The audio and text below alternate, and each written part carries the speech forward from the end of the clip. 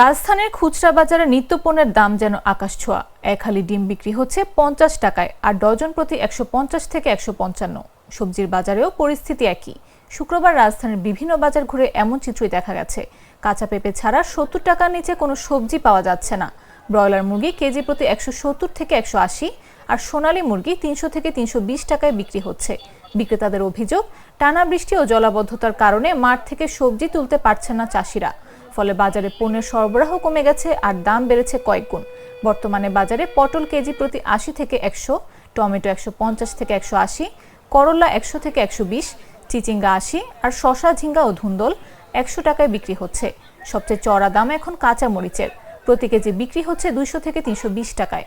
অথচ কয়েকদিন আগেও কাঁচা মরিচের দাম ছিল 150 থেকে 160 টাকা। ক্রেতারা বলছেন, প্রতিদিনের বাজার দর এখন নিম্ন আয়ের মানুষের সাধ্যের বাইরে চলে যাচ্ছে।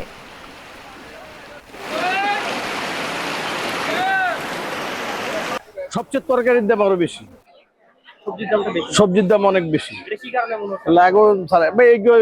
মনে হইতেছে যে বৃষ্টি বদল পড়ছে, ক্ষেত নষ্ট হয়ে গেছে, কম উৎপাদন কম হইতেছে, যার কারণে দাম বাড়তেছে।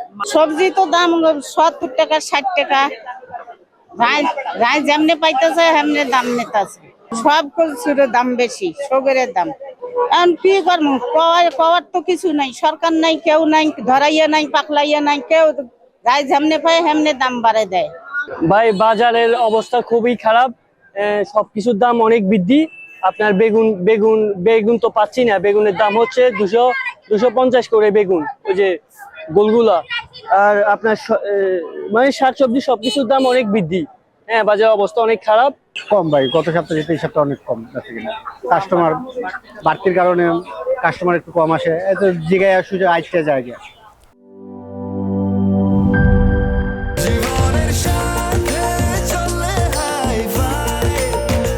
স্বাস্থ্যকর অল টাইম ফ্যামিলি কেক, সব সময় অল টাইম হেলদি লাইফ।